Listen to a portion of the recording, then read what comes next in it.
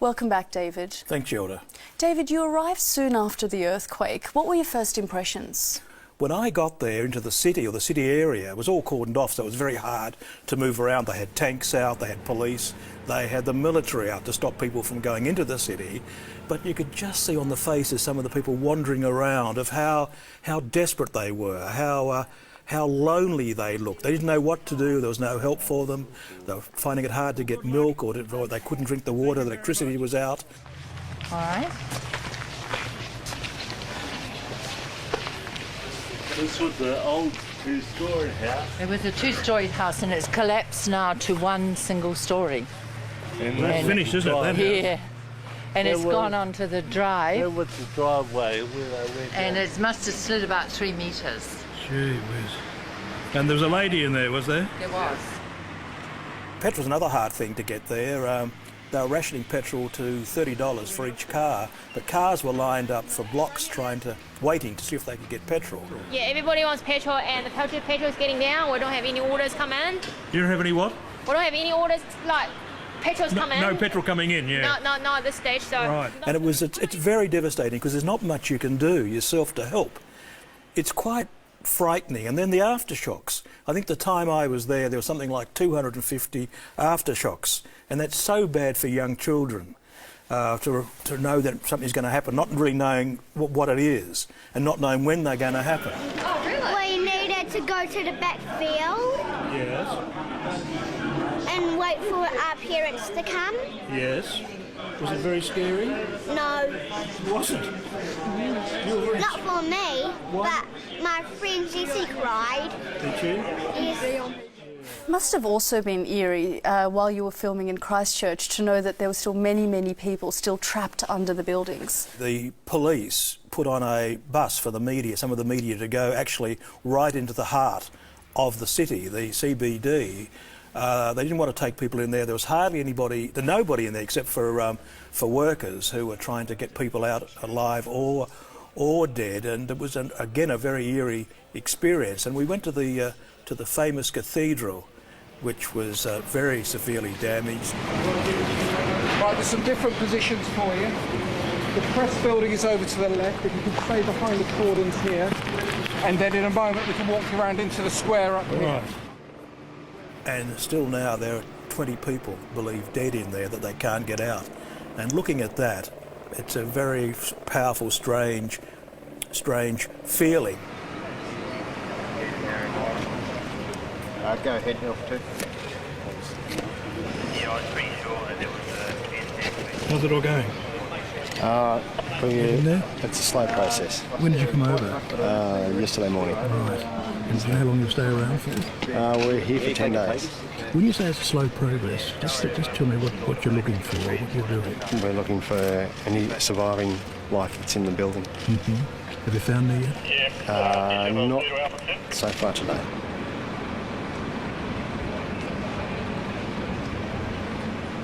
Around the streets, actually in the CBD area, most of the businesses have all collapsed or broken down, or the glass is all smashed in some of these shops. That's what they're worried about, looters going in, which they were, and they said if they capture or they see anybody in the city who's not meant to be there, they will arrest them immediately. But to see these shops, tourist shops, New Zealand T-shirts and various things for tourists, just all broken, and I can't see it ever, for a long, long time, ever getting it back on its feet. Of course, you weren't just in Christchurch. You ventured out to other areas. What did you find? I heard about this town, Lyttelton, which was about 20 minutes away from Christchurch, a beautiful coastal town, which is the shipping port for Christchurch. We couldn't go through the tunnels, we went over the mountains, and looking down on this beautiful town, on this port, there were craters in the road, there were boulders, and I was worried about aftershocks happening while we were driving in, because these boulders could move and squash the car. But we got in all right, and it was just so quiet. You could look into the town itself. The churches, 2 wonderful old churches were totally destroyed. Shops, famous old hotels, totally destroyed. You met a man called John Selwood in Littleton. What happened to him? Well, John Selwood's house, it was a wooden house, which a lot of these houses are, and it was on a cliff area looking out over this beautiful bay in Littleton. And he said, would you like to come inside and have a look? We weren't here, and we're damn lucky because this is the bedroom. Be careful, that chimney is about to go, so rush through here, rush through there. That's the roof. Bloody hell. Fridges turned upside down, bookcases gone everywhere, furniture, the fireplace falling down, the ceiling falling down. And I was interviewing him, talking to him about it, and he was telling me that he'd hoped to get the home back together again at some time. I mean, there's going to be weeks of going through rubble, isn't there? I mean, And an aftershock came, so we had to make a run for it into another room. point. Okay, move. And it really does seem, from the stories we're hearing, that the people of New Zealand have bonded through this catastrophe. Very much so. It brings out the best in people. I've noticed that before in disasters. They are working together. For instance, the lack of water. I walked past one place and somebody had put out about 20 bottles of fresh water saying, please help yourself to this free boiled water. Little things like that. You know, people just working together to make sure people have got the resources and the help and the support that they need. I'm really impressed at the way the community's come together here just to really look after each other and look after people that have got needs at the moment. Towns are made of the people. Yeah. They are made of people, and the bricks and mortar, no matter... Gee, there we go again. Jeez. That was a bad one. That is There's glass popping out over there.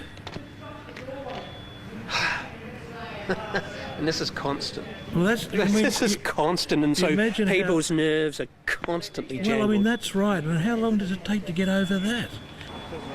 I don't know. That was a bad one. No, that was Normal? That was normal. I think it's been something nearly probably about 200 Yeah, wouldn't surprise me. aftershocks. It's living on shaky ground, isn't it? It's living on shaky ground. You had a sense of terra firma, of your life being solid, everything being predictable, and suddenly, nothing's predictable anymore, and so the future's not necessarily long term, it's day by day. It's just working those things. I don't necessarily think that's a bad thing. It is just the way it is. You've got to say, this is what it is. There is no point in saying, I can change this. You can't. This is what it is. Deal with it. That's what we're going to have to do. That's what you're going to have to do.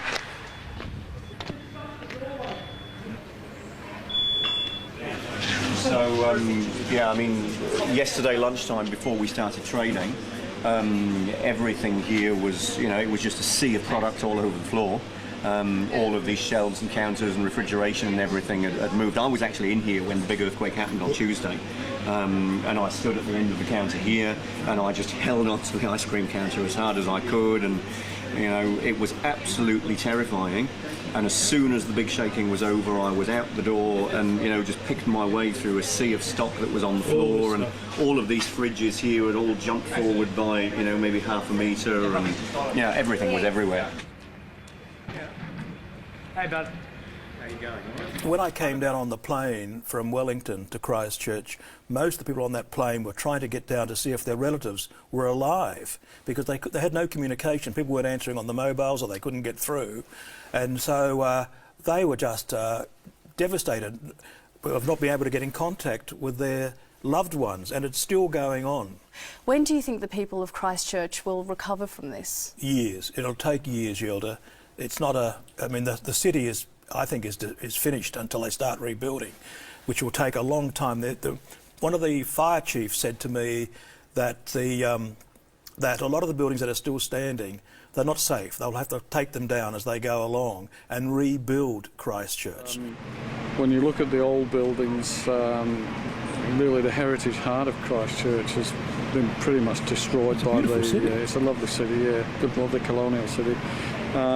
Been destroyed by the September earthquake, and now this one on top of it. A lot of buildings they hope to save, they simply won't be able to. So I think we'll see a lot of the old buildings pulled down and replaced with modern architecture, and that'll change the heart of Christchurch and change the feel of the city, I think. As you know, Christchurch was a city for tourists. Well, tourists won't go there. So there'll be no work for a lot of these people who've got these shops, tourist shops and so forth. It'll take many years and it'll never be the same again. But what I noticed, the New Zealanders are very resilient people, very tough, terrific. And I asked the questions to many of them, is it time for you to go, do you think? You've had, 2 earthquakes in under 6 months. Will you stay here? Yes, we'll rebuild, we'll get the city back again. Well, that's at the moment, but I think it's going to be a lot worse as the months and the weeks go on. Well, our thoughts and prayers are with the people of New Zealand tonight. Thank you, David. Thank you, Yilda.